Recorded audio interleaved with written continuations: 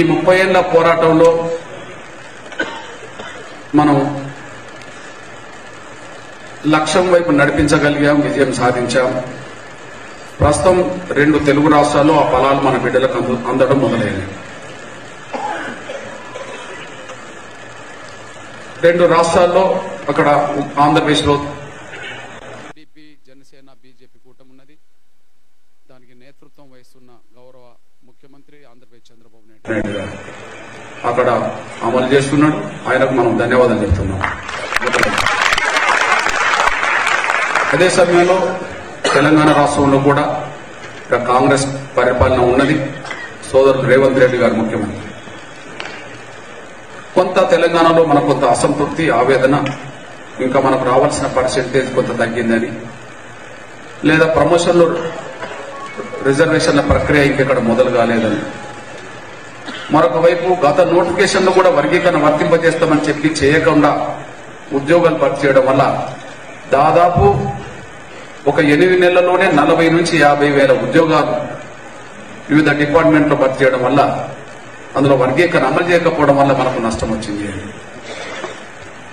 ఈ విధంగా కొంత నష్టం వచ్చింది, కొంత ఆవేదన ఉన్నమాట ఎంత వాస్తవమైనా సరే. కారణాలేమైనా కొంత కాంగ్రెస్ లో ఉండబడే మాల రాజకీయ నాయకుల ఒత్తిడి కింది నుంచి పై వరకు ఉండడం వల్ల ఎక్కడో ఒక దిక్కు రేవంత్ రెడ్డి గారు ఇటు వర్గీకరణ చేస్తూనే వాళ్ళ ప్రయోజనాలకు కొంత పెద్దపీటేసే విధంగా.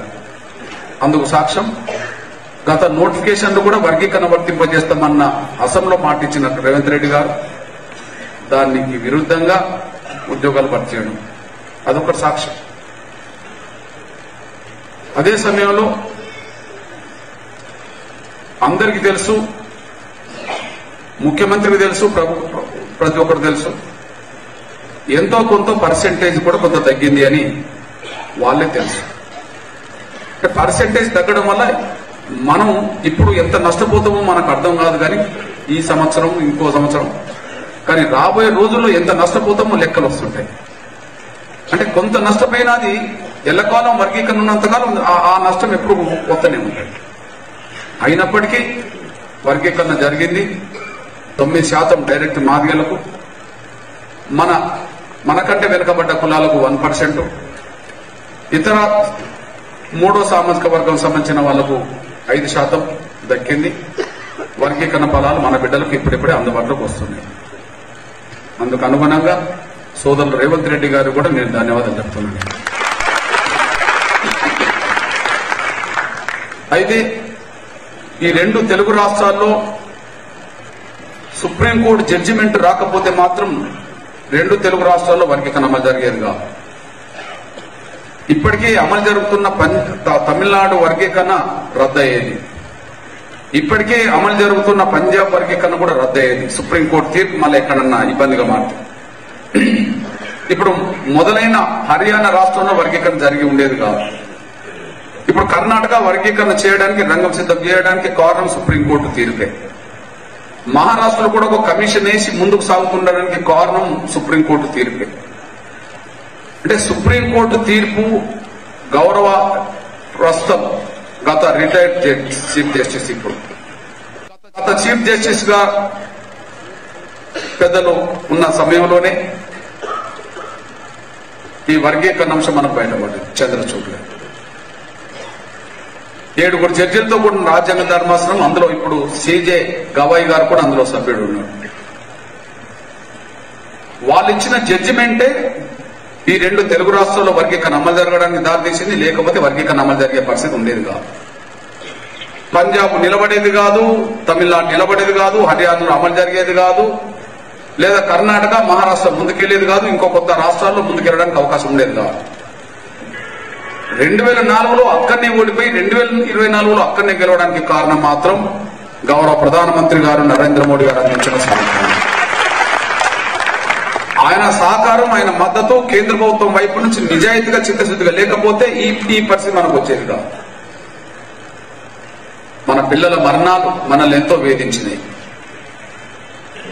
అప్పుడప్పుడు మన బిడ్డలు ఉద్యమంలో భాగంగా మిలిటెంట్ పోరాటాలు జరిగినప్పుడు ఆయా సందర్భంలో పోలీసులతో జరిగిన తోపులాటలో గాని లేదా లాఠీ చార్జిలో గాని ఎంతో మంది గాయపడ్డప్పుడు, తలలు పగిలినప్పుడు, చేతులు ఇరిగినప్పుడు, కాళ్ళు ఇరిగినప్పుడు, నడుములు ఇరిగినప్పుడు ఎంత ఆవేదన చెందామో మనందరికీ తెలుసు. అదే సమయంలో ఈ ఉద్యమ ప్రస్థానంలో భాగంగా ఎంతో మంది ఎన్నో రకాలుగా నిందలు మోపినప్పుడు మనం ఎంత ఆవేదనతో దిగమింగుకొని ఉద్యమం నడిపినామో మనందరికీ తెలుసు. అదే సమయంలో ఎంఆర్పిఎస్ ఉద్యమానికి మద్దతు అంటూనే ఎంఆర్పిఎస్ ఎదుగుదలను, మిలిటెంట్ పోరాటాన్ని జీర్ణించుకోలేని వివిధ సందర్భాల్లో ఉండబడే పాలక వర్గాల శక్తులు మన మీద పెట్టిన నిర్బంధం, మనల్ని అణిచేయడానికి చేసిన కుట్రలు, అందుకు చేసిన ప్రయత్నాలు, మనం వాటన్నిటిని ఛేదించాం. ఈ 30 ఏళ్ల పోరాటంలో అనునిత్యం 3 సమస్యలు ఎదుర్కొన్నాం. ఈ 30 ఏళ్ల పోరాటంలో అనునిత్యం 3 అంశాలను, అడ్డంకులను ఎదుర్కొన్నాం. నిరంతరం వర్గీకరణకు అడ్డుకునే శక్తులు మనం చూశాం. 94 జూలై 7న ఎంఆర్పిఎస్ ఉద్యమం మొదలు పెడితే 94 జూలై 17 నాడే వాళ్ళ నుంచి దెబ్బలు తినాల్సి వచ్చింది. 10 రోజుల నుంచి మొదలైంది మనల్ని అడ్డుకునే ప్రయత్నం. ఆ ప్రయత్నం ఎప్పటివరకు కొనసాగిందో మనం చూశాము. సుప్రీంకోర్టు జడ్జిమెంట్ వచ్చిన తర్వాత కూడా దాన్ని జరగనీయకుండా చేయడం కోసం వర్గీకరణ వ్యతిరేక శక్తులు తెలంగాణలోనూ ఆంధ్రప్రదేశ్లోని ఎన్ని ప్రయత్నాలు బలంగా చేశారో మనం చూశాము. అంటే వర్గీకరణ అడ్డుకునే శక్తులు ఉద్యమం మొదలైన రోజు నుంచి మొన్నటి వరకు అడ్డుకోవడానికి వాళ్ళ సర్వశక్తులు ఉండారు. మనకంటే శక్తివంతులు, అన్ని రకాలుగా శక్తి ఉంది. వాటిని ఎదుర్కొంటూ ముందుకు నడిపారు. ఈ ఉద్యమ ప్రస్థానంలో కార్యకర్తలుగా, నాయకులుగా ఎదిగిన వాళ్ళే ఆయా సందర్భంలో పాలకులు వేసిన వలలో పడి పాలకులు ఇచ్చిన పోట్లు పొడుస్తుంటే ఆ ఎన్నుపోట్లను తట్టుకుంటూ ఉద్యమాన్ని నిలబెట్టుకుంటూ మనం ముందుకు సాగాం. మూడోదిగా వర్గీకరణ చేస్తామన్న వాళ్ళే వర్గీకరణ చేయకుండా గట్టిగా నిలదీసినందుకు 98 మొదలుకొని మొన్న 2018, 19, 20 వరకు మొన్న వర్గీకరణ జరిగే సమయానికి కూడా అంతకుముందు మనం నిలదీసే ప్రయత్నం చేసినప్పుడు అరెస్టుల వరకు, ఈ ప్రభుత్వం వరకు మనం చూశాం. జైలు పాలైనం, కేసుల పాలైనం, జైలు ఇబ్బందులు పడ్డాం. అంటే నిరంతరం పాలకుల కుట్రల్ని ఛేదించుకుంటూ ముందుకు రావాల్సి వచ్చింది. చివరి వరకు కూడా నిరంతరం వెన్నుపోట్లను తట్టుకుంటూ ముందుకు నడవాల్సి వచ్చింది. నిరంతరం వర్గీకరణ వ్యతిరేక శక్తులు అడ్డంకులు కల్పిస్తే వాటన్నిటిని అధిగమిస్తూ ఈ స్థాయికి రావడం జరిగింది. వీటి వెనుక లక్షలాది మంది కార్యకర్తల శ్రమ, కమిట్మెంటే దానికి కారణం. లక్షలాది మంది కార్యకర్తలు నాయకుల పేరుతో, నాయకురాల పేరుతో వేలాది మంది కార్యకర్తలు నాయకులుగా ఎదిగి ఒక జాతికి ఒక సైన్యంగా మారిన పరిస్థితి కనిపించింది. ఈ దేశ భద్రత కోసం ఒక సైన్యం ఉన్నట్టుగానే అంతర్గతంగా ఈ దేశంలో శాంతి భద్రతలు కాపాడడానికి ఒక పోలీస్ యంత్రాంగం ఉన్నట్టుగానే మాదిగ జాతి యుద్ధాన్ని నడపడానికి ఎంఆర్పిఎస్ అనుబంధ విభాగాల సైన్యంగా మారింది. ఇన్ని అడ్డంకుల మధ్యలో, ఇన్ని ఎన్నుపోట్ల మధ్యలో, పాలకులు చేసిన ఇన్ని కుట్రల మధ్యలో కూడా ఒక బలంగా ఎంఆర్పిఎస్ నిలబడ్డదంటే నా జాతి బిడ్డలే ఒక సైన్యంగా మారడమే దానికి కారణం. అట్లాంటి బలమైన సైన్యం కలిగి ఉన్న మాదిగ జాతి అంతిమంగా విజయాన్ని ముందాడింది. అందులో మన ప్రాణ త్యాగాలు, మన బిడ్డల ప్రాణ త్యాగాలు కళ్ళ ముందు మెదులుతూనే ఉన్నాయి. అప్పుడప్పుడు మీరు పడుతున్నప్పుడు, దెబ్బలు పడుతున్నప్పుడు, ఇబ్బందులు పడుతున్నప్పుడు, లాఠీ దెబ్బలు తిన్నప్పుడు, లేదా కాల్లో చేతిలో ఇరిగినప్పుడు, తలలు పగిలినప్పుడు, ఆయా సందర్భంలో బాధలు పడుతున్నప్పుడు అవన్నీ కళ్ళ ముందు కలుగుతూనే ఉన్నాయి. ఆయన ఒక సంకల్ప బలంతో మీరు ఒక సైన్యంగా ఆత్మస్థైర్యం కోల్పోకుండా ఉద్యమానికి నాయకత్వం వహించి ఉద్యమాన్ని ముందుకు నడిపించారు. ఆయా సందర్భంలో బాధలు పడుతున్నప్పుడు అవన్నీ కళ్ళ ముందు కలుగుతూనే ఉన్నాయి. ఏ ఉద్యమ సంఘం కూడా ఎదుర్కోలేదు, ఏ కుల సంఘం కూడా ఎదుర్కోలేదు.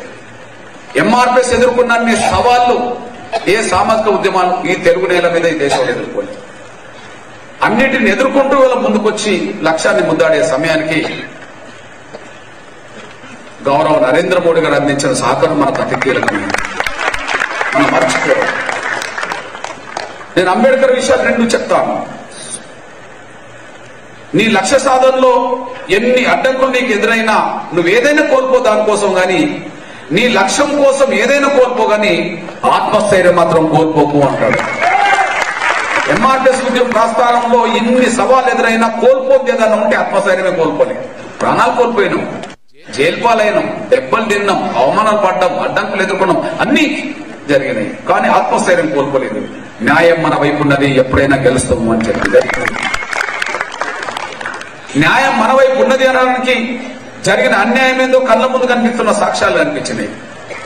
అది కమిషన్ నివేదికల రూపంగా, అసెంబ్లీ తీర్మానాల రూపంగా,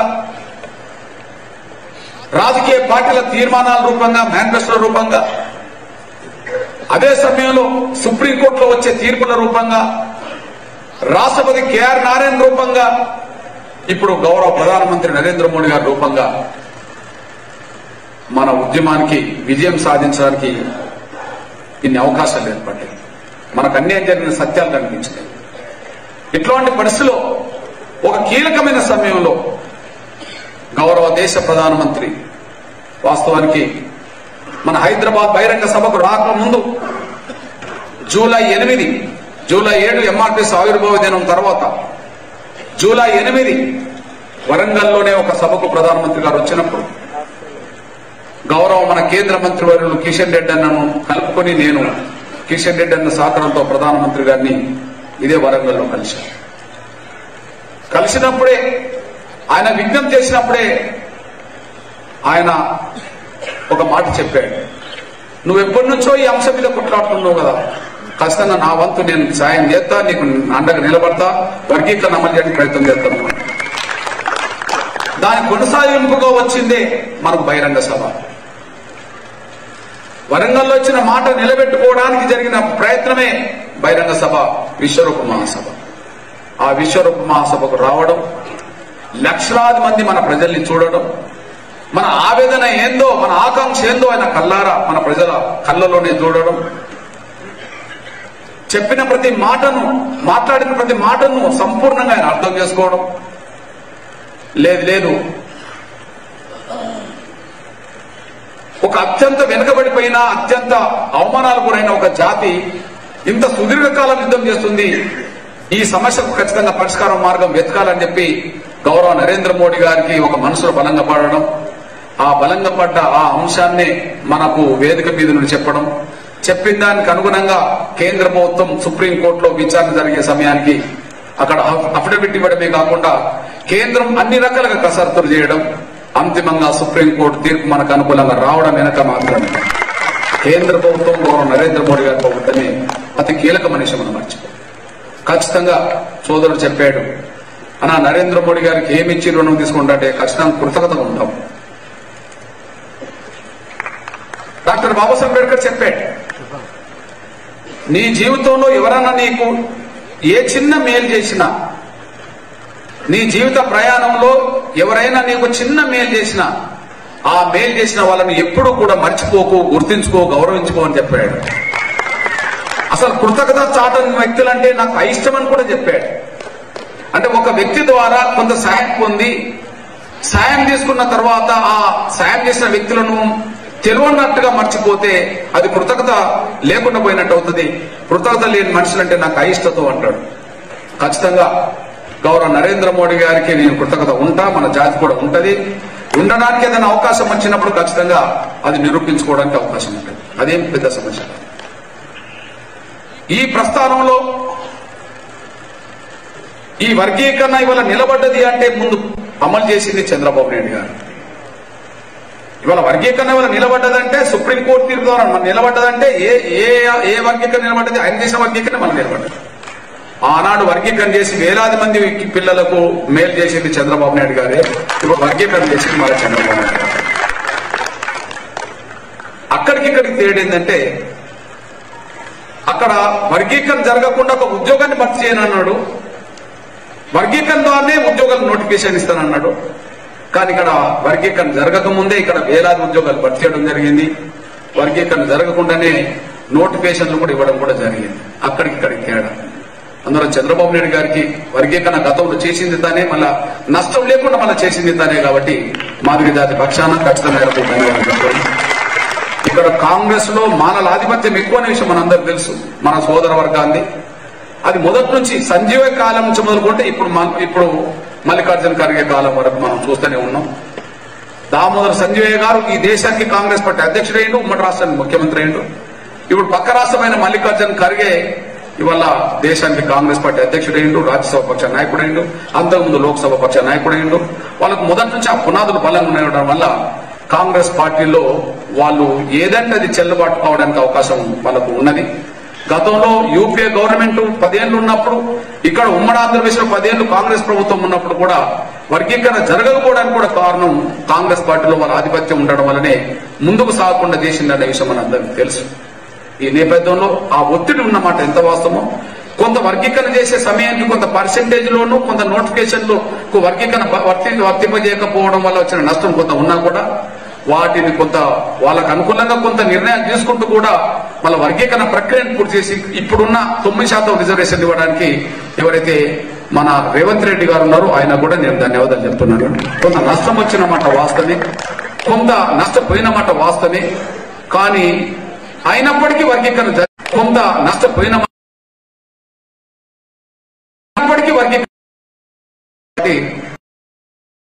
రెడ్డి గారు ఆయనకు మనం ధన్యవాదాలు చెప్పాల్సిందే. నేను కృతజ్ఞత ఉంటా ఆ విషయంలో 2 మాట్లాడితే. ఈ నేపథ్యంలో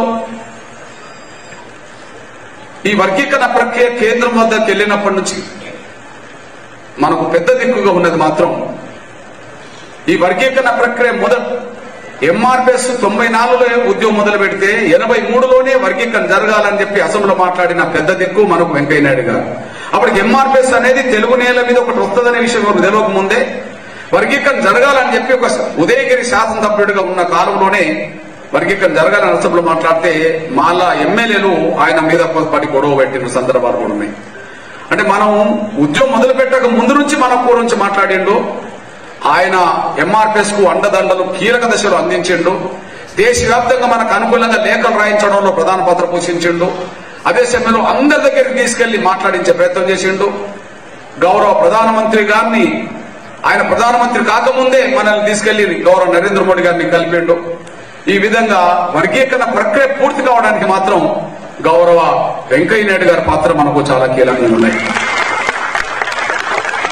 ఆయన ఉపరాష్ట్రపతికి వెళ్ళిన తర్వాత ఇప్పుడు ఉపరాష్ట్రపతికి కూడా లేని సమయంలో అదే బాధ్యతలను సక్రమంగా నెరవేర్చి ప్రధాని గారిని తీసుకురావడంలోనూ, అమిత్ షా గారిని ఒప్పించడంలోనూ, అమిత్ షా గారు ప్రధానమంత్రి గారు మన ఇద్దరు కలిసి ఒక వారం రోజుల తేడాలోనే మన సభలకు రప్పించడంలోనూ, టోటల్ గా వర్గీకరణ ప్రక్రియ పూర్తి చేయించడంలోనూ ఖచ్చితంగా వెంకయ్య నాయుడు గారి పాత్రనే భుజానేసుకొని మనకు న్యాయం చేసింది మన సోదరుడు కిషన్ రెడ్డి గారు.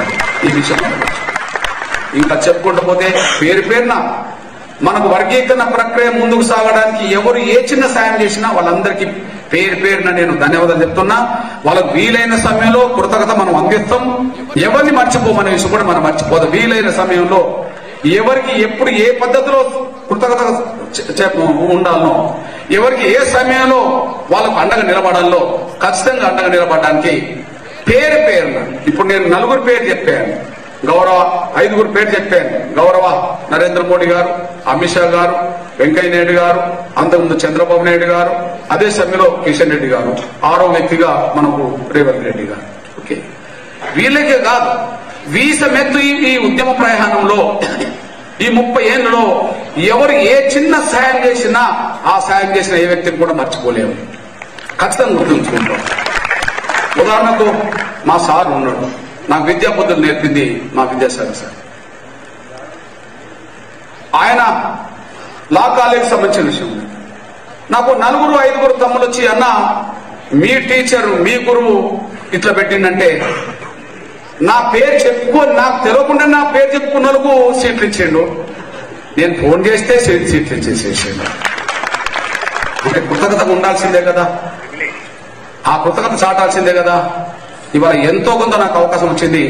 ఇంతమంది వేదిక మీద ఉన్నా కూడా నా గురువు పేరు మాత్రమే చెప్పి అందరినీ అడ్జస్ట్ చేసేసాను. నా గురువు పేరు వీలైన సమయంలో మనకు చేసిన సాయం మర్చిపోదని, సందర్భం వచ్చినప్పుడు మనకు సాయం చేసిన వ్యక్తుల పట్ల కృతజ్ఞతగా ఉండి వాళ్ళకు వీలైన మేరకు అండగా నిలబడే సమయంలో ఉండాలని మనం నేనే కాదు మనందరం కలిసి భావించుకోవాల్సిన అవసరం ఉంది. ఈ నేపథ్యంలో చాలా గర్వపడాల్సిన విషయం ఇంకోటి ఏంటంటే, మాదిగ జాతి బిడ్డలు ఉద్యమకారులుగా 30 ఏళ్ళు ఉద్యమం నడపడానికి, ఈ 3 రకాలుగా వచ్చిన సవాళ్ళను ఎదుర్కోవడానికి వెన్నుపోట్లను, ముందు పోట్లను, కుట్రల్ని. ముందు పోట్లు వర్గీకరణ వ్యతిరేకించిన వాళ్ళు, వెన్నుపోట్లు ఎంఆర్పిఎస్ లోనే పనిచేసి మన పాలకులకు ఏజెంట్లుగా మారిన వాళ్ళు, పాలకులు కుట్రలు. వీటన్నిటిని ఎదుర్కొంటూ ఇవాళ మనం ఈ లక్ష్యం వైపు నడిపినామంటే దానికి మొదటి కారణమే కాదు, అసలు కారణం ఏంటంటే ఈ సమాజం మన వైపు మొత్తం అండగా నిలబడ్డాయి, ఆందోళన నిలబడ్డాయి. ఒక వర్గీకరణ వ్యతిరేకించే స్వార్థపర శక్తులు మినహాయించి సమస్త సమాజం మనకు అండగా నిలబడ్డాయి. సమస్త సమాజం మనకు అండగా నిలబడ్డాయి. ఎస్టీలు, బీసీలు, మైనార్టీలు, ఓసీలు. ఈ సమాజం నుండి మనం ఎన్ని రకాలుగా విశ్లేషించుకుంటామో, ఎన్ని వర్గాలు అనుకుంటామో, అన్ని వర్గాలకు సంబంధించిన ప్రజలు, ప్రజాస్వామికవాదులు అందరూ కూడా 30 ఏళ్ల పాటు మన ఉద్యమానికి అండగా నిలబడ్డారు. ఇది వాస్తవం. ఎంఆర్పిఎస్ ఉద్యమం మొదలుపెట్టినప్పుడు ఒక కరపత్రం వేస్తే ఆ కరపత్రానికి మన వాళ్ళతో పాటు శ్రేయోభిలాషుల సహకారం ఉన్నది. ఈ రోజు ఈ మీటింగ్ జరగడానికి సమాజం అందించిన సహకారమే 199% ఉంది. అంటే మనకు ఈ ఉద్యమానికి సమాజం ఎప్పటి నుంచి అండగా ఉన్నది? ఉద్యమం మొదలుపెట్టిన కాంచి ఉన్నది. ఎప్పటి వరకు ఉన్నది? ఇప్పటి వరకు ఉన్నది, ఇంకా ఉంది. ఎప్పటి నుంచి ఉన్నది? ఉద్యమం మొదలుపెట్టిన కాంచి. ఎప్పటి వరకు ఉన్నది? ఇప్పటి వరకు ఉన్నది. ఇప్పుడు ఇప్పటి వరకు ఉన్నదానికి సాక్ష్యం ఏంటిది? ఈ సభ జరగడానికి, ఇది బుక్ కావడానికి, లేదా కొన్ని ఫ్లెక్సీలు ఏర్పాటు చేయడానికి, జెండాలు తీసుకురావడానికి, వాహనాలు ఏర్పాటు, ఇక్కడ డీజేలో అబోవో ఏర్పాటు చేయడానికి, ఇంకోటి కావడానికి, ఇక్కడ నిర్వాహకులు ఎవరైతే ఉన్నారో నిర్వాహకులు ఎవరెవరి దగ్గరికి పోయినా వాళ్ళు గొప్ప మనసు ఏం చేసుకున్నారంటే, ఈ 30 ఏళ్ల పోరాటంలో విజయం వైపు నడిపారు, ఇప్పుడు మేము ఖచ్చితంగా అండగా నిలబడతాం, మొదటి నుంచి ఎట్లా ఉన్నామో ఇప్పుడు అట్లనే ఉంటామని చెప్పి పోయిన వాళ్ళని ఎవరు కూడా డిస్కరేజ్ చేయకుండా ఎంకరేజ్ చేసినట్టుగానే మాట్లాడి వాళ్ళ చేతనిచ్చారు. ఈ సమావేశం చెప్పడం కాదు. బహుశా ఈ సమాజానికి ఏమొస్తుంది? వర్గీకరణ సాధిస్తే మాదిగలతో పాటు కొన్ని మాదిగల కంటే వెనుకబడ్డ కులాలకు మేలు జరుగుతుంది. దానికి ఎస్టీలకు సంబంధం లేదు, ఫలాలు పొందలేరు. బీసీలకు సంబంధం లేదు, ఫలాలు పొందలేరు. మైనార్టీలకు సంబంధం లేదు, వాళ్ళు ఫలాలు పొందలేరు. ఓసీలకు సంబంధం లేదు, వాళ్ళకు ఫలాలు పొందలేరు. అయినప్పటికీ ఒక న్యాయమైన ఉద్యమం అత్యంత వెనుకబడ్డ ఒక మాదిగ జాతి చేస్తున్నది. వాళ్ళ గురించి ఒక నిజాయితీగా పోవడం జరుగుతుంది. కాబట్టి వాళ్ళు గెలిచేంత వరకు మనకు అండగా ఉండాలని చెప్పి సమాజం భావించుకున్నది. కాబట్టి కానీ ఎన్నో ఆటుపోట్ల మధ్యలో ఈ ఉద్యమం నిలబడి విజయం సాధించడానికి సమాజం అందించిన సహకారమే మనకు అతి కీలకం. అందులో నా ఎస్టీ వర్గాలు ఉన్నాయి, అందులో నా బీసీ వర్గాలు ఉన్నాయి, అందులో నా మైనార్టీ వర్గాలు ఉన్నాయి, అందులో అగ్రకులాలు ఉన్నారు, అగ్రకులాల ప్రజాస్వామికవాదులు ఉన్నారు, అందరూ ఉన్నారు. లేరు అనే దానికి ఎవరు లేరు. ఫలాని వర్గానికి మినహాయింపు అంటే ఫలాని వర్గానికి మినహాయింపు అనే అంశం కూడా లేదు. ఆ లెక్కల్లో అప్పుడో ఇప్పుడో కొన్ని సందర్భాల్లో మన వర్గీకరణ వ్యతిరేకించే మాల సామాజిక వర్గం నుంచి కూడా ఎంతో కొంత ఏళ్ల మీద లెక్కబడ్డ వాళ్ళైనా సరే నిజంగానే మార్గదండలు కొంత అండగా ఉందామని చెప్పి ఎంతో కొంత సహకారం వాళ్ళ నుంచి కూడా వచ్చిన విషయం కూడా మనకు అందరికీ తెలుసు. ఎంతో కొంత సహకారం 100% అనకపోయినా, అందులో మెజార్టీ అనకపోయినా కొంత డెమోక్రాట్స్, అంబేద్కర్ వాదులు ఉన్నవాళ్ళు కాబట్టి ఉంటే వాళ్ళ నుంచి కూడా కొంత మనకు సహకారం అందింది. ఆ విషయాన్ని కూడా మనం మర్చిపోయాం. ఇంతమంది అండదండలు ఉండడం వల్లనే మనం ఈ దశకు తీసుకొచ్చేసాం. ఈ పోరాటం ఫలాలు ఇప్పుడే వచ్చినాయి. సేమ్ టైం ఈ పోరాటాన్ని నిక్కచ్చిగా నిజాయితీగా నడిపితే, సమాజం కోసం కూడా నడిపితే గుర్తింపు గౌరవం కూడా ఇదే సమయంలో వచ్చేసింది. ఆ గుర్తింపు గౌరవం ఇచ్చింది కూడా కేంద్ర ప్రభుత్వమే. గౌరవ నరేంద్ర మోడీ గారి చొరవ వల్లనే వచ్చిందని నేను భావించుకుంటా. లేకపోతే ఎట్లా అవుతుంది? వాస్తవానికి రాష్ట్రపతి ప్రింట్ చేసిన బుక్కులో ఒక పేజీ స్టోరీ ఇచ్చారు, లేదా రాష్ట్రపతి కూడా ఎక్స్ లో ట్వీట్ చేశారు. అందులో కూడా కొన్ని అంశాలు ఇచ్చారు. అందులో ఏమిచ్చిండ్రు? ఎంఆర్పిఎస్ ఉద్యమం సుదీర్ఘకాలం నడిపి మాదిగలకు న్యాయం చేయడం ఒక అంశమే కాదు, ఆత్మ న్యూనత భావంలో ఉండబడి మాదిగ జాతికి ఒక గౌరవం తీసుకురావడం ఒక అంశమే కాదు, గుండె జబ్బుతో నిరుపేద పిల్లల ఉద్యమం నడిపితే ఆరోగ్యశ్రీ పథకం వచ్చిందని చెప్పి వాళ్ళు రాసుకున్నారు. వికలాంగుల ఉద్యమం నడిపితే వాళ్ళ గౌరవం పెరిగింది, వాళ్ళ పెన్షన్ పెరిగినాయి అని చెప్పి వాళ్ళు రాసుకున్నారు.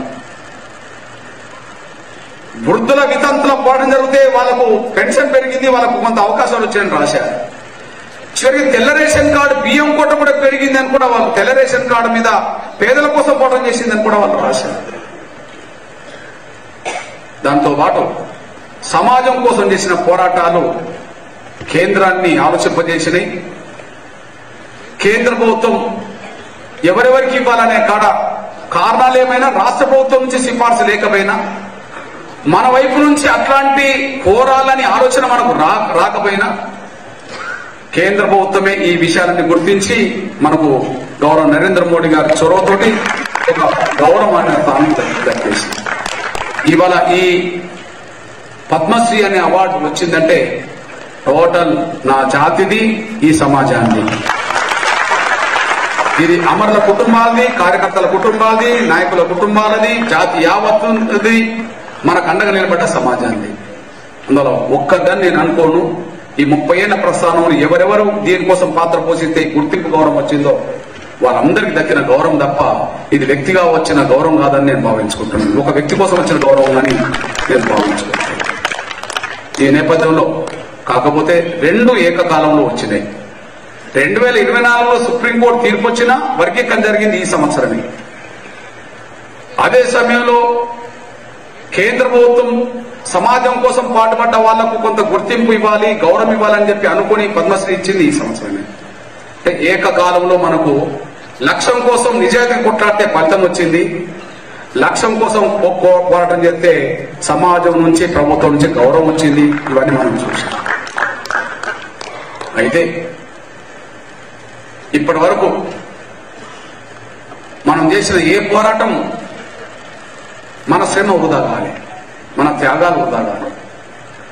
ఇప్పటి వరకు చేసిన ఏ పోరాటం సందర్భంగా ఏ త్యాగం మనది వృధా కాలే. లెక్క పెట్టుకుంటూ పోతే ప్రతి పోరాటం దాని ఫలితం ఇచ్చేసింది. బహుశా ఈ దేశంలో ఒకే అంశం మీద మొదలుపెట్టి 10 అంశాల పరిష్కారం కోసం ఉద్యమం నడిపింది ఎంఆర్పిఎస్ మాత్రమే. ఒక అంశం కోసం 3 దశాబ్దాలు నడిపి ఆ అంశానికి మన సంబంధం లేకుండా సమాజం కోసం నడిపిన ఉద్యమాలు ఫలితం ఇచ్చింది ఇక్కడిని. అందువల్ల మన శ్రమ, మన త్యాగాలు వృధా కాలేదు. ఒక ఎస్సీ వర్గీకరణ కోసం చేసిన పోరాటం, శ్రమ, త్యాగాలు వృధా కాలే. మన బిడ్డలకు, రాబోయే తరాలకు ఇవాళ అందించినాం, ఈ తరం వల్ల అందించాం. 2, దేశంలో ఎక్కడ లేని విధంగా ఎస్సీ ఉద్యోగస్తులకు ప్రమోషన్లో రిజర్వేషన్ల కోసం కలలు గన్నం, పోరాటం చేసి మనం సాధించాం. అవి అమలు జరుగుతున్నాయి. భారతదేశంలో కార్పొరేట్ ఆసుపత్రుల్లో పేదలకు ఉచిత వైద్యం అనేది ఈ దేశంలో ఏ రాష్ట్రంలో లేని సమయంలో, ఈ ప్రపంచంలో కూడా ఎక్కలేని సమయంలో పేద కుటుంబాలకు కార్పొరేట్ వైద్యం కూడా ఉచితంగా అందించే బాధ్యత గవర్నమెంట్ అని చెప్పి గుండె జబ్బుతో బాధపడుతున్న పేద పిల్లల ఉద్యమం నడిపాం, దాన్ని సాధించాం. ఆరోగ్యశ్రీ పథకం రూపంగా వచ్చేసింది. అది సమాజాన్ని పరిపాలించేసి. నా సోదర వర్గాలు, నా వికలాంగుల సమాజం ఇక్కడ ఉన్నది.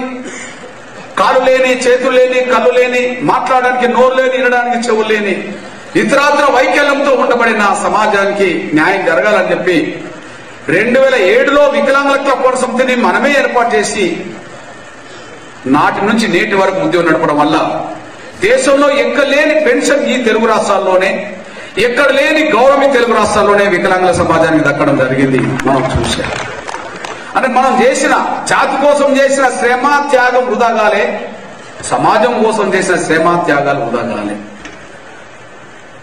కనీసం తెల్ల రేషన్ కార్డు బియ్యం కోట పెరగాలని చెప్పి ప్రతిపక్షాలు ప్రభుత్వం ఆలోచించిన రోజుల్లో తెల్ల రేషన్ కార్డు బియ్యం కోట కూడా పెరగాలని చెప్పి చేసిన పోరాటం కూడా 4 కిలోల బియ్యం నుంచి 6 కిలోలు తెలంగాణలో తీసుకొస్తే 4 కిలోల బియ్యం నుంచి 5 కిలోల బియ్యం ఆంధ్రప్రదేశ్లో తీసుకొచ్చాము. అంటే అత్యంత పేద కుటుంబాలకు ఏదైతే అవసరమో ఆ పేద కుటుంబాల భవిష్యత్తును పెట్టుకుని చేసిన పోరాటాలు అది ఫలితాలు ఇచ్చిన సందర్భం మనకు అనిపిస్తుంది. ఏ పోరాటం వృధా కాలేదు అనడానికి నేను సాక్షి చెప్తాను. మన శ్రమ, మన త్యాగాలు, మనం ఇచ్చిన సమయం అటు జాతికి అందినాయి, సమాజానికి అందినాయి విషయం మన అందరికీ తెలుసు. అంతేకాదు తెలంగాణ రాష్ట్ర ఉద్యమంలో అతి కీలకమైన పాత్ర పోషిస్తే నంబర్ 2 స్థానంలో ఎంఆర్పీఎస్ ఉన్నది. తెలంగాణ రాష్ట్రంలో టీఆర్ఎస్ మొదటి స్థానంలో ఉంటే రాజకీయంగా ఆ తర్వాత దానికి అండగా నిలబడి ముందుకు నడిపించి తెలంగాణ రాష్ట్రాన్ని సాధించే ప్రక్రియలో అన్ని పోరాటాలకు నాయకత్వం వహించింది ఎంఆర్పీఎస్ మాత్రమే. అది మనందరికీ తెలుసు.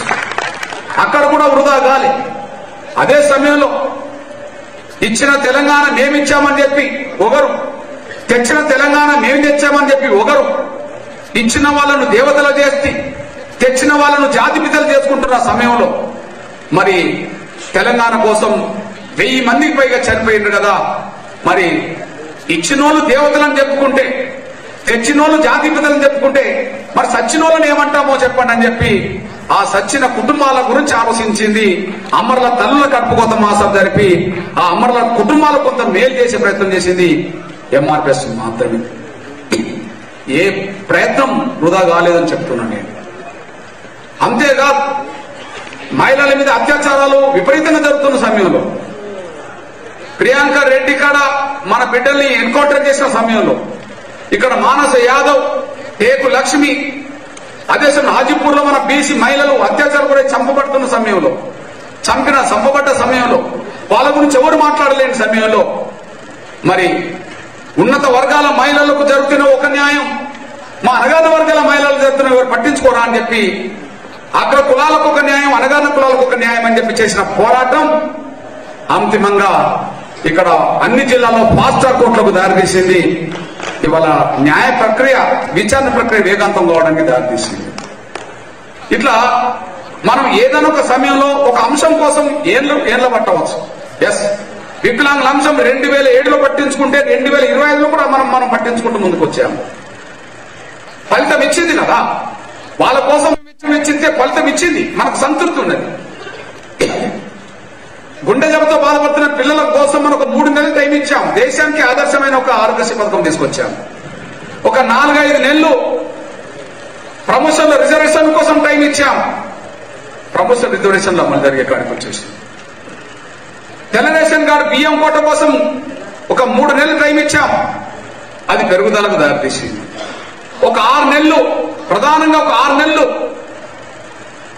2012 సెప్టెంబర్ మొదలుకొని 2013 మనం ఉప్పల్లో బహిరంగ సభ జరిపే సమయానికి ఒక 6 నెలల టైంలో మనం వృద్ధుల, వితంతుల, ఒంటరి మహిళల పెన్షన్ సాధించే ప్రయత్నం చేశాం. అదే సమయంలో మీకో న్యాయం మాకో న్యాయం అనే పోరాటంలో కొన్ని నెలలు వెచ్చించాం. ఫాస్ట్ ట్రాక్ కోర్టులు సాధించాం. తెల్ల రేషన్ కార్డు బియ్యం కోటం కోసం మనం ప్రయత్నం చేశాం. మనం ఎన్ని ప్రయత్నాల కోసం ఎంత సమయం వెచ్చించామో, ఎంత కాలం మనం కష్టపడ్డామో దానికి ఫలితం కూడా మనం దక్కింది, సమాజానికి దక్కింది. అంటే మనం చేసిన ఏ పోరాటం, మనం పడ్డ ఏ కష్టం, మనం చేసిన ఏ త్యాగం వృధా కాలేదు.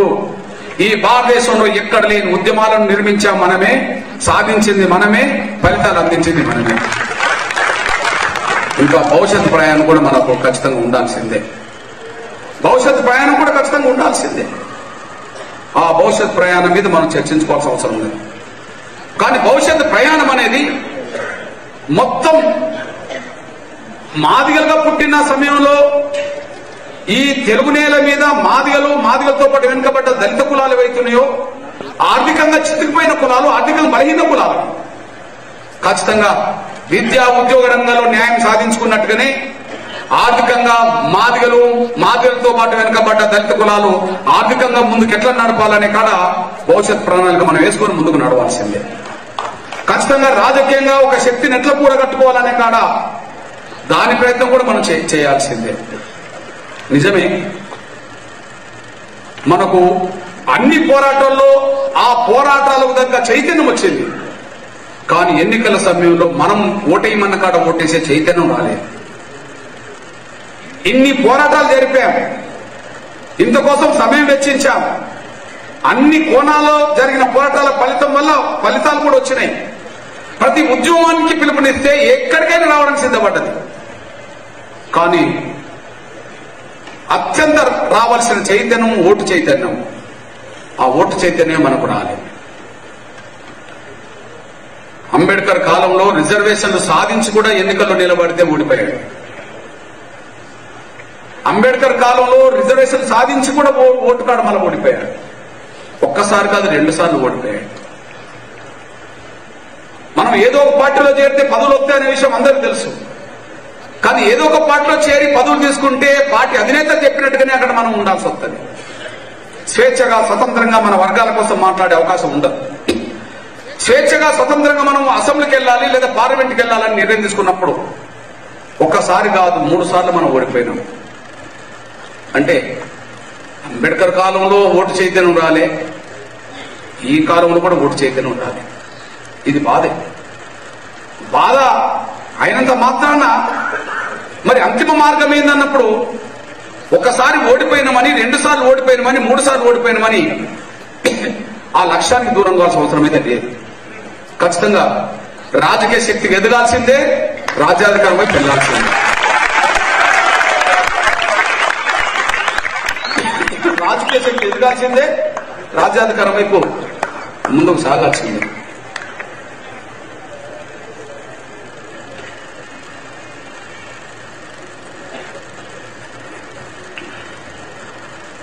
అయితే ఈ రాజకీయ శక్తిగా ఎదగాలనే ఒక లక్ష్యం మనకు ఉన్నప్పుడు ఇంకా సమాజం పట్ల ఇంకా బాధ్యతతో పనిచేయడం మీద దృష్టి పెట్టాలి.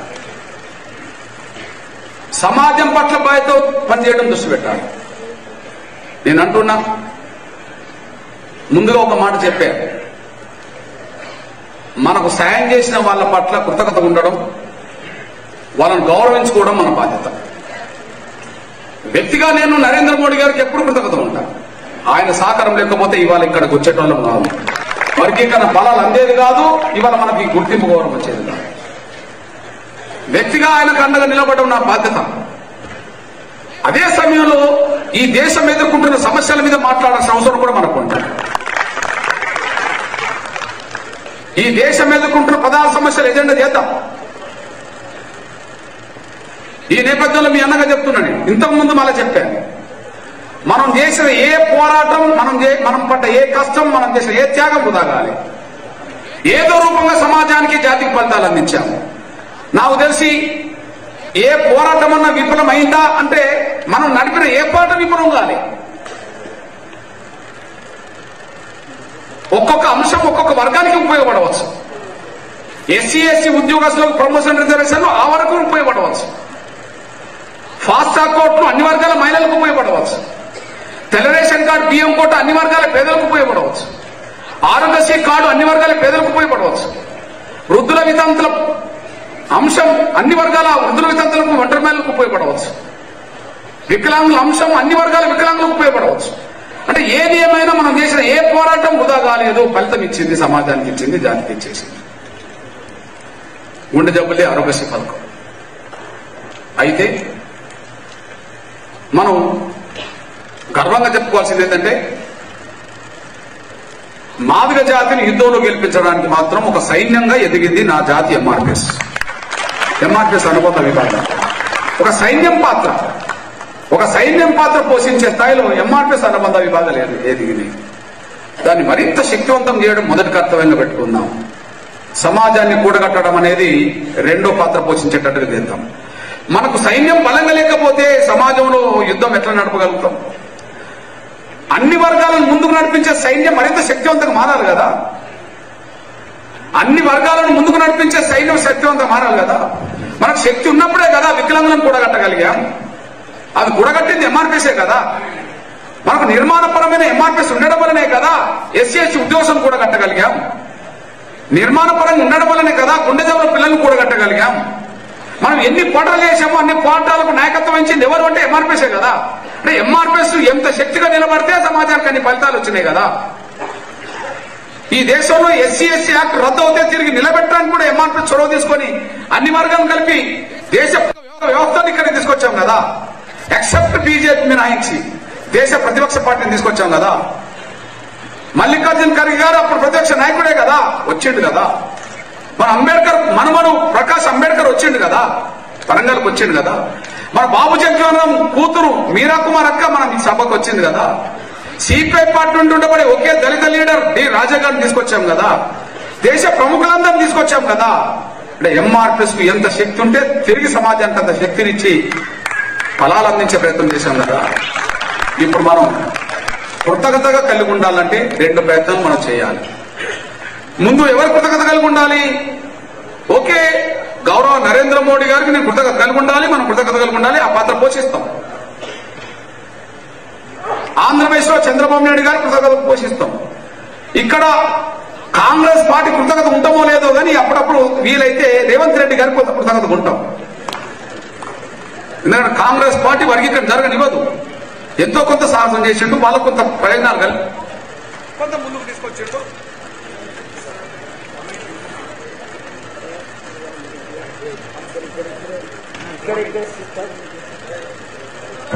హలో,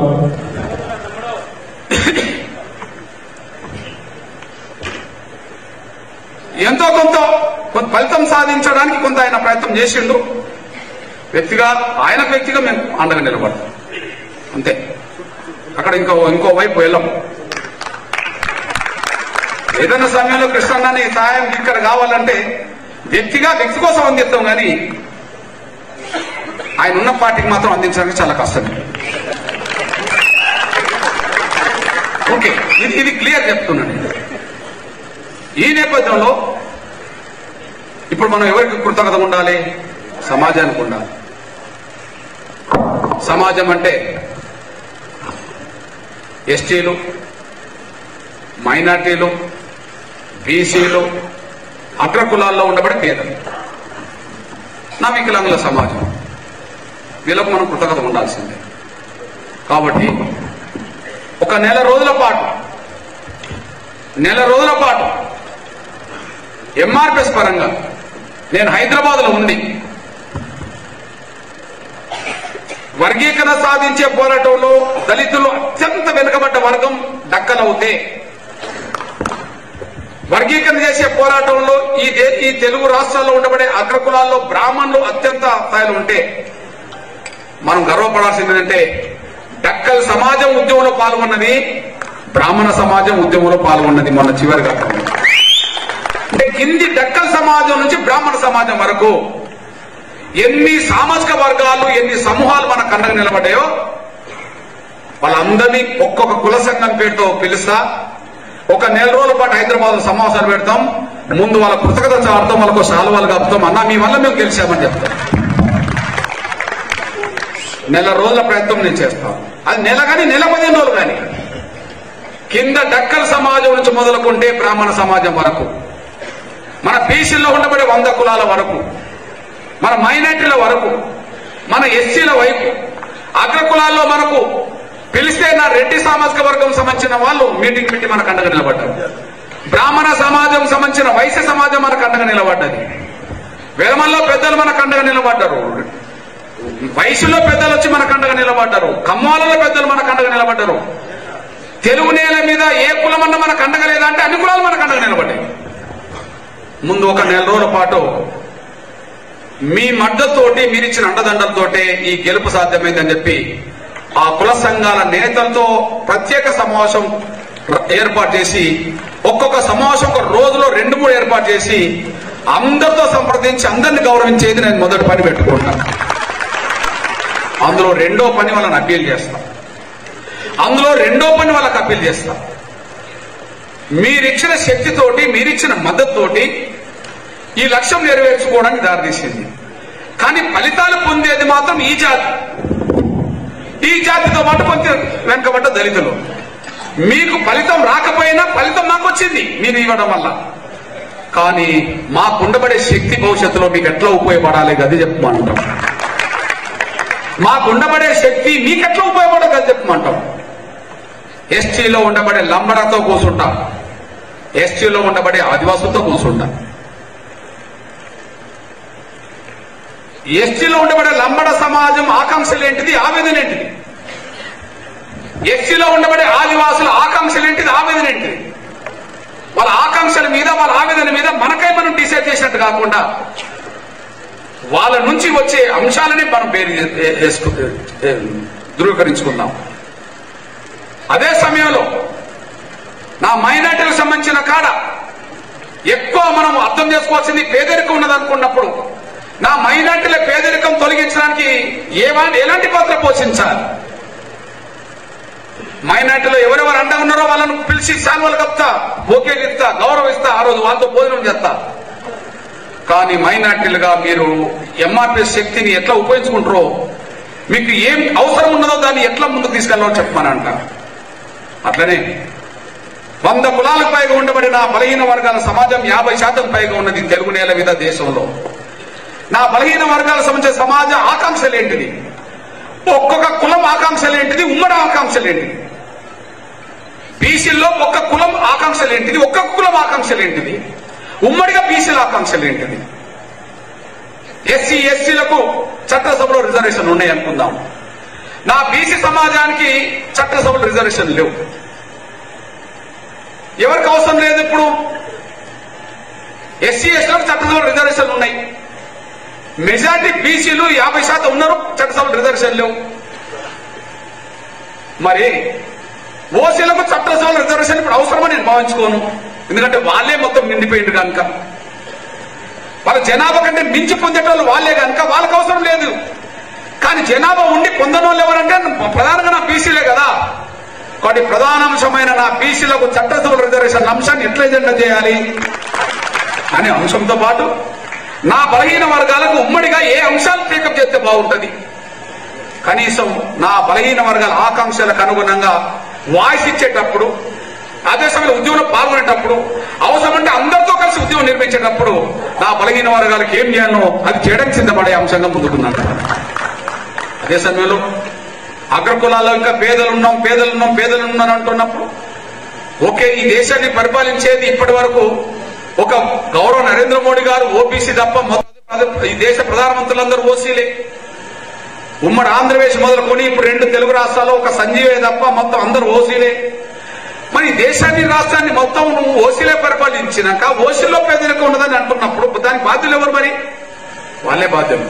అప్పుడు మీ పేదరికానికి వాళ్ళ బాధ్యులు. కానీ మీ పేదరికాన్ని తొలగించడానికి మేము ఏం చేయాలో చెప్పండి అని చెప్పి వాళ్ళని కూడా సలహా కోరుతా. మీ పేదరికం తొలగించండి, మీ పేదరికాన్ని తొలగించడానికి ఏం చేస్తే బాగుంటుంది, మా వంతు మేము ఏం చేయాలో చెప్పండి అనే విషయం తీసుకుంటాం.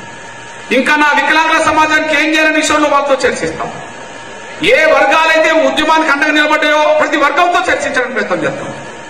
దయచేసి మీరు అర్థం చేసుకుంటూ రాసేస్తున్నాను నేను. ఒకటి, వాళ్ళ కృతజ్ఞతగా మనం ఉండాలి కాబట్టి, మనకు ఎంతో కొంత శక్తి ఉన్నది కాబట్టి తిరిగి మన శక్తిని బలంగా పుంజుకొని సమాజానికి కూడా మనం ఎట్లా తోడ్పాటు అందించాలనే దానిలో దృష్టి పెట్టే అవకాశం ఉన్నది.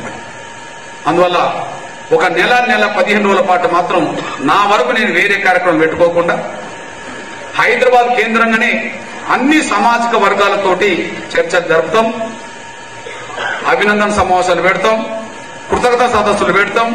అదే సమయంలో మీకు ఎంఆర్పీఎస్ పరంగా ఏ వాయిస్ ఇవ్వాలి మన వర్గం పక్షాన, ఏ వాయిస్ ఇస్తే మన సమస్య వెలుగులోకి వస్తుంది, ఏ వాయిస్ ఇస్తే ప్రభుత్వాల దృష్టికోణంలోకి వస్తుంది, ఏ వాయిస్ ఇస్తే పరిష్కారానికి దారితీస్తుందో వాటి మీద దృష్టి పెట్టడానికి మాకు సలహాలు ఇవ్వండి అని చెప్పి మాత్రం కోరుతాం.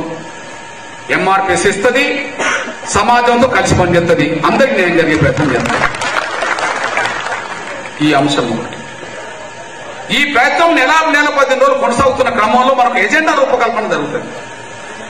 అంటే ఎన్నికలకు ముందు ప్రజల నిజమైన ఆవేదనతో సంబంధం లేకుండా ఎక్కడెక్కడ భ్రమలు పెట్టాలో ఆ భ్రమలు పెట్టడం కోసం ఎన్నికల మేనిఫెస్టోలు తయారవుతాయి. ఎక్కడెక్కడ భ్రమలు పెడితే ఓట్లు వస్తాయో ఆ ఓట్ల కోసం వాళ్ళు ప్రయత్నం చేస్తుంటారు. కానీ భవిష్యత్తు మన ఎజెండా ఈ తెలుగు రాష్ట్రాలే కాదు, దేశంలో ఉండబడే వివక్షత లేని సమాజం కోసం నిర్మించే స్థాయికి తీసుకెళ్లాల్సి వస్తుంది. ఆర్థిక అసమానత లేని, సామాజిక వ్యవస్థ లేని, లింగ వ్యవస్థ లేని, ఎలాంటి ప్రాంతీయ వ్యవస్థ లేని ఈ దేశ నిర్మాణంలో ప్రధాన పాత్ర పోషించే స్థాయికి మనం ఎదగాల్సి వస్తుంది. నిన్న ఒక అంశం పెట్టుకొని 10 అంశాలు టేకప్ చేసినాం. కానీ రేపు ఈ తెలుగు నేలనే కాదు దేశాన్ని ప్రభావితం చేసే అంశాలను టేకప్ చేద్దాం. ఈ తెలుగు నేలనే కాదు దేశాన్ని ఒక తాటికి నిలబెట్టే, దేశం ఒకవైపు ఆలోచించే చేసే ఎజెండా రూపొందుకుందాం. ఆ ఎజెండా రూపకల్పన చేసే ముందు మనకై మనం చర్చించుకొని మాట్లాడుకోవడం కంటే సమాజంలో ఉండబడే అన్ని వర్గాలతో చర్చించడం వల్ల ఆర్థిక సాంఘిక అసమానత లేని, లింగ వ్యవస్థ లేని, ప్రాంతీయ వ్యవస్థ లేని ఈ దేశ పునర్నిర్మాణం ఎట్లా జరగాలో మీ ఆకాంక్షలు ఏందో చెప్పమని అందరితో మాట్లాడినాక, అందరి సూచన తీసుకున్నాకనే భవిష్యత్ ఎజెండా రూపొందిస్తామనేసి కూడా మీరు మర్చిపోతారు సార్ అనుకుంటున్నాను. నేను అంటున్నా, కొన్ని నెలల తరబడి చర్చించుకున్నాకనే ఎంఆర్పీఎస్ ఉద్యమం మొదలైంది కదా, కొన్ని నెలల తరబడి ఆలోచించినాకనే వికలాంగుల ఉద్యమం మొదలైంది కదా. మరి ఈ దేశ అసమానత లేని, ఈ దేశంలో ఎలాంటి అసమానత లేని ఒక వ్యవస్థను రూపకల్పన చేయాలని ఆలోచించినప్పుడు ఏదో వెంటనే నిర్ణయం తీసుకొని వాళ్ళ నిర్ణయం తీసుకుంటే ప్రకటన చేసేది కాదు కదా. ఖచ్చితంగా ఆనాడు మహాత్మా జ్యోతిరావు పూలే ఏ పాత్ర పోషించిండో, ఆ తర్వాత మాన్యశ్రీ అంబేద్కర్ గారు ఏ పాత్ర పోషించిండో, కాన్శీరామ్ గారు అదే సమయంలో బాబు జగ్జీవన్ ఏ పాత్ర పోషించిండో, ఇవాళ మనం జీవించిన కాలంలో వాళ్ళ ఆలోచనను, వాళ్ళ ఆశయాలను ముందుకు నడిపించే పాత్రే దేశవ్యాప్తంగా తీసుకుంటాం. ఈ దేశంలో ఏ అంశాలు మిగిలిపోయినాయి, ఏ వర్గాల ఆకాంక్షలు ఎట్లా ఉన్నాయి, ఈ దేశంలో ఏ అంశాలు మిగిలినాయి, ఏ వర్గాల ఆకాంక్షలు మిగిలిపోయిన ఉన్నాయి, వాటన్నిటిని చర్చించుకోవాలి, వాటన్నిటిని ఆలోచించుకొని ముందుకు నడిపించాల్సిన అవుతుంది. అందువల్ల ఆ పాత్ర పోషించడానికి రంగం సిద్ధం చేద్దాం. ఇవాళ తొందరపడి ఒక నిర్ణయం తీసుకొని మళ్ళీ వెనుకపోవడం కంటే దాన్ని సాధించే దిశగా ముందుకు నడపాలి. మళ్ళీ చెప్తున్నాను, ఇప్పటి వరకు చేసిన ఏ పోరాటంలో ఫలితం రాకుండా లేదు. ప్రతి పోరాటం ఫలితం ఇచ్చింది. అది జాతికి ఇచ్చింది, సమాజానికి ఇచ్చింది. రేపు చేసే పోరాటం ఒక తెలుగు నేల మీదకి వచ్చే పోరాటమే కాదు, ఒక తెలుగు నేలను ప్రభావితం చేసే పోరాటమే కాదు, దేశం మొత్తం ప్రభావితం చేసే పోరాటం వైపు తీసుకెళ్తుంది. ఇక్కడ ఎంఆర్పీఎస్ అనే సైన్యం ఉన్నది. తిరిగి మన పేద వర్గాల నుంచి సైన్యంగా డెవలప్ చేసుకోవాలా, అంతిమంగా యుద్ధం చేయాలి. ఈ దేశంలో ఎలాంటి అసమానత లేని ఒక వ్యవస్థ నిర్మించాలి. ఆ వైపు సుదీర్ఘకాలం పట్టినా ఆ వైపే మన ప్రయాణం ఉంటుంది. ఆ ఒక్క విషయం మాత్రం మీరు అర్థం చేసుకోండి. ఈ నేపథ్యంలో ఆ పని నేను చేస్తున్నప్పుడు మీ పని మీరు చేయడానికి ఒక నెల రోజుల టైం ఉన్నది. సరిగ్గా ఈ సంవత్సరమే వర్గీకరణ ఫలాలు జాతికి అందించిన వాళ్ళం, ఈ సంవత్సరమే పోరాటం చేస్తే పోయేదేం లేదు, వచ్చేది గౌరవం తప్ప అని చెప్పి పద్మశ్రీ మనం పొందిన వాళ్ళం, పద్మశ్రీ అవార్డు పొందిన వాళ్ళం జాతి బిడ్డలుగా. మరి ఈ సంవత్సరం ఎంఆర్పీఎస్ ఆవిర్భావ దినం జూలై 7 31 సంవత్సరం కాబోతుంది. 31 సంవత్సరం కాబోతుంది. దయచేసి అది గ్రామాన వాడన ఒక పండుగ దినంగా జరపండి. గ్రామాన వాడన ఒక పండుగ దినంగా జరపండి. ఈ 30 ఏళ్ళు ఎంఆర్పీఎస్ ఆవిర్భావ దినోత్సవం జరిపినట్టుగానే ఇంకా అదనంగా, ఇంకా వినూత్నంగా ఇంకెట్లా జరపాలో ఆలోచించే ప్రయత్నం చేయండి. అదే సమయంలో ఆ రోజు ఏ గ్రామంలో జెండావిష్కరణ జరుగుతుందో, ఏ గ్రామంలో ఆవిర్భావ సభ జరుగుతుందో, ఆవిర్భావ సభకు పార్టీలు ఏమైనా అక్కడ సర్పంచ్ని ముఖ్య అతిథిగా ఆహ్వానించండి. ఉప సర్పంచులు పిలవండి, వార్డు మెంబర్లు పిలవండి, అన్ని రాజకీయ పార్టీల పెద్దలను పిలవండి, అన్ని సామాజిక వర్గాలను పిలవండి. వాళ్ళందరి సపోర్ట్ వల్లనే మనం ఇంత దూరం వచ్చిందనే విషయం వాళ్ళ కృతజ్ఞత సాటించండి. అక్కడ 20 మంది ఉన్న వేదిక మీద వాళ్ళని గౌరవించుకోవడానికి 20 శాలువలు కప్పండి. వాళ్ళు 10 మంది ఉన్నా 10 మంది శాలువలు కప్పండి. వీరైతే వాళ్ళకు బొక్కేళ్ళు ఇవ్వండి. వాళ్ళ కృతజ్ఞతగా వాళ్ళకు చేతులెత్తి నమస్కారం పెట్టండి. మీ వల్లనే గెలిచినామని చెప్పి దయచేసి ఈసారి ఒక వేడుకలాగా జరగాలి. సమాజానికి ఒక సందేశం ఇచ్చినట్టు జరగాలి. అంటే మాదిగలకు ఏదైనా చిన్న మేలు చేసినా వాళ్ళు మర్చిపోరు, వాళ్ళు గుర్తించుకుంటారు అనేది జనంలో ఉన్నది, వాస్తవం నానుడు ఉన్నది. అది 100% నిజం అనే విషయం మనం నిరూపించడానికి గ్రామాల్లో మీరు చేయాల్సిన ప్రయత్నం. హైదరాబాద్ లెవెల్లో, రాష్ట్ర స్థాయిలో, జాతీయ స్థాయిలో నేను అక్కడ కూడా కడతాను, నేను అందరినీ కూడా కడతాను. మీరు రోజు 2-3 రోజుల తర్వాత మీరు షెడ్యూల్ చూసేది అదే. కానీ మీకు అందించిన అవకాశం జెండావిష్కరణ జరిగే రోజు మీరు అందరినీ కూడా కట్టి అది చేసుకోవడానికి వీలవుతుంది.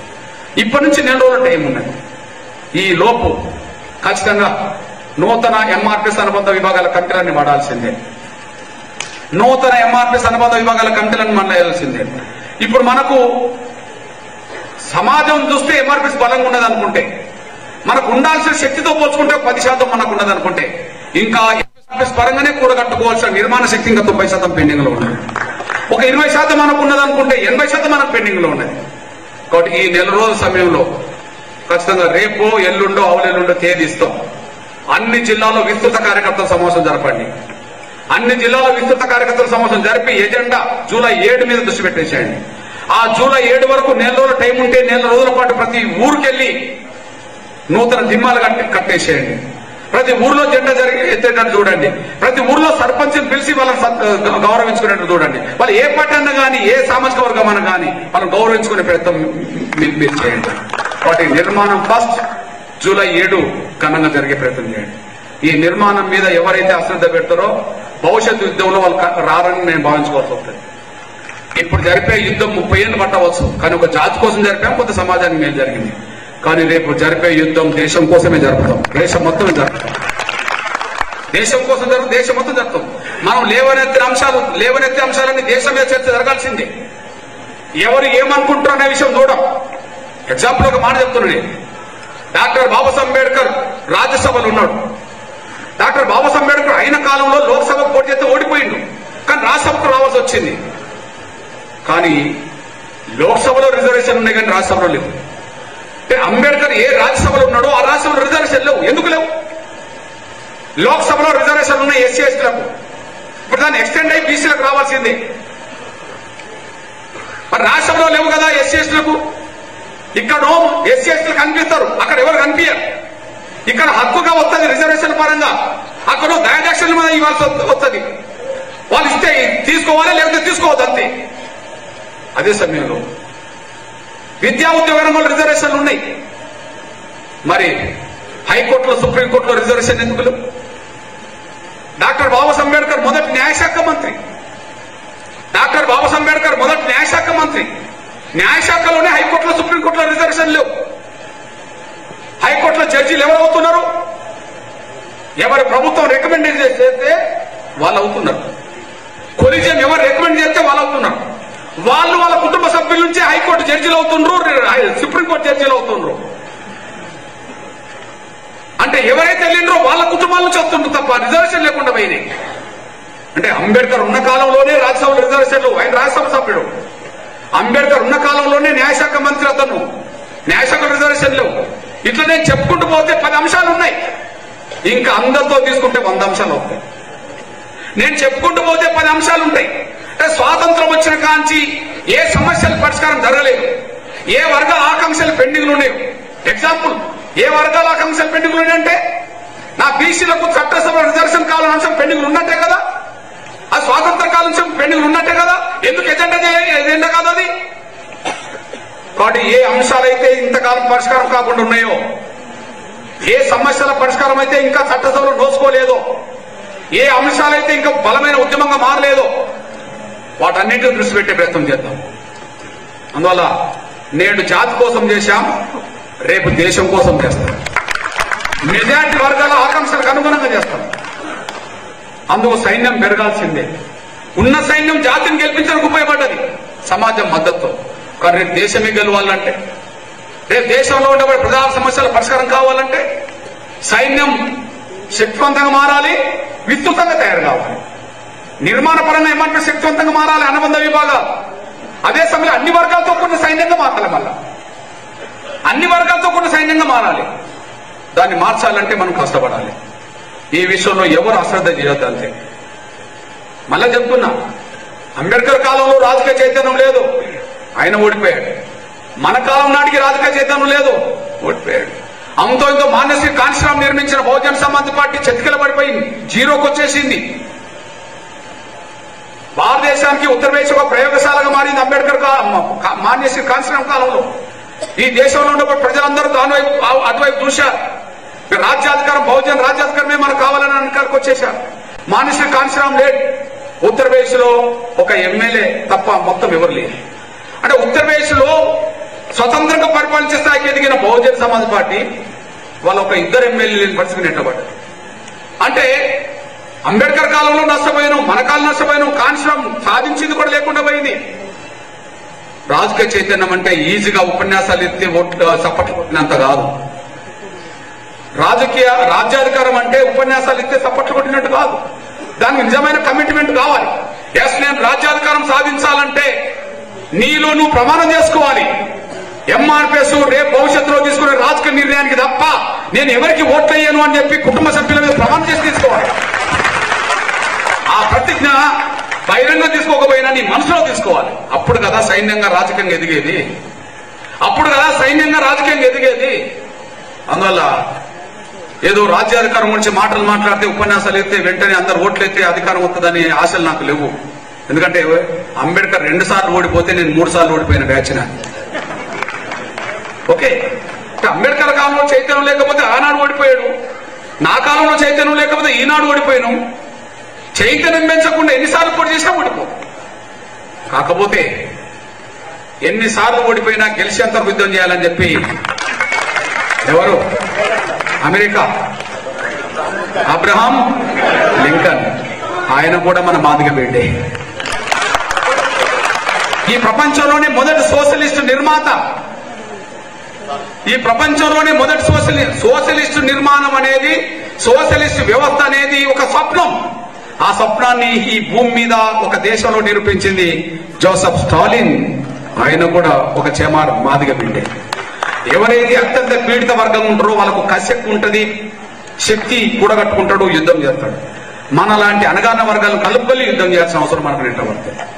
కాబట్టి మీకు విజ్ఞప్తి చేస్తున్నా, రాజ్యాధికార నినాదం మనకు ఉండాల్సిందే, లక్ష్యం పెళ్లాల్సిందే. కానీ ఏదో నినాదం ఇచ్చిన వెంటనే ఓట్లు పడతాయి, మనం అధికారం మొత్తం అనే భ్రమలు కాకుండా అందుకు అనుగుణంగా సమాజం కోసం చేసే ప్రయత్నాలు చేయాలి, చైతన్యం పెరిగేటట్టుగా చేయాలి, రాజ్యాధికారం వైపు బాటలేయాలి.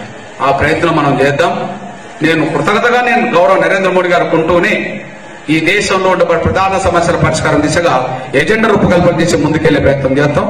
ఆ దిశగా భవిష్యత్తు రోజుల్లో మీరు అందరూ అండగా నిలబడాలని చెప్పి నేను కోరుతూ, జూలై 7 ఆవిర్భావ దినం, ఈ లోపు కసరత్తు చేయడానికి నిర్మాణం మీరు చేయండి.